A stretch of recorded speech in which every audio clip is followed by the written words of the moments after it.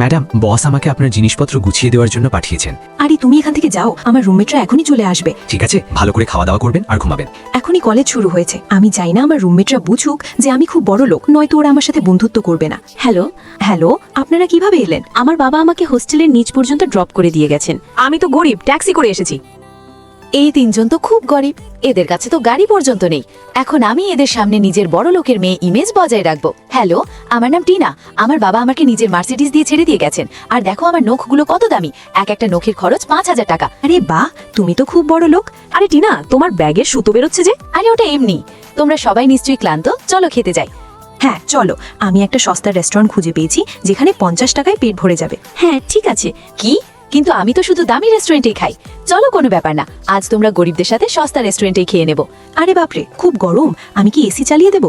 হ্যাঁ, কেন নয়, চালিয়ে দাও। বিল আমরা সবাই মিলে ভাগ করে নেব। না না, এসি চালানোর কোনো দরকার নেই। আর টিনা, তুমি এ কি বলছো? আরে ওটা টাকার কথা নয়, আসলে কি না, আমার স্কিন খুব কোমল, এসি চালালে আমার স্কিনে সমস্যা হয়। কি রিয়া, তুমি এত সস্তা কফি খাচ্ছ?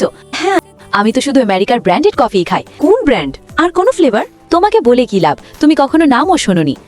এটা কি টিনার রুম? হ্যাঁ আন্টি, আপনি কে? আমি টিনার মা। ও বলেছিল বই কিনতে হবে, তাই আমি বাড়ির মুরগিগুলো বিক্রি করে ওর জন্য কিছু টাকা নিয়ে এসেছি। না, ও আমার মা নয়, ও আমার বাড়ির কাজের লোক। যাও এখান থেকে। তোমাদের মনে হয় না টিনা মিথ্যে করছে? নিশ্চয়ই ও নতুন ব্যাগ কেনার জন্য ওর মায়ের কাছে টাকা চেয়েছে। আমাদের এখন টিনার এই মিথ্যে আভিজাত্যের মুখোশ খুলে দিতে হবে। আরে ও সত্যিই আমার বাড়ির কাজের লোক, ও মিথ্যে বলছে। টিনা, এবার মিথ্যে বলা বন্ধ করো। আমি এই শহরের সবচেয়ে বড় লোকের মেয়ে, আর এই যে তুমি নোখ দেখালে না, আমি ওই ব্র্যান্ডের ভিআইপি মেম্বার। আমি জানি ওগুলো নকল। আর আমার কাছে সত্যি মার্সিডিজ আছে, শুধু আমি আমার বড়লোক হওয়ার কথা কাউকে বলিনি।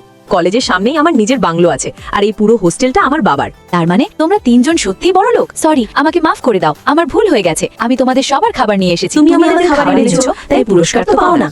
তারপর আমরা তিনজন মিলে টিনাকে ৫০০ টাকা করে পাঠিয়ে দিই। আরে বাহ, ইনাম হিসেবে ৫০০ টাকা। হ্যাঁ, এখন থেকে তোমাকে আর মায়ের মুরগি বিক্রি করানোর দরকার নেই। হ্যাঁ, এখন থেকে তোমার খরচ আমরাই চালাবো। তারপর আমরা টিনাকে ছোটখাটো কাজের বিনিময়ে এত টাকা দিতাম যে ওর আর কোনো সমস্যা হতো না। এখন থেকে তোমাদের কোনো কাজ করার দরকার নেই, আমি তোমাদের সব কাজ করে দেব। তোমরা তিনজনই সেরা।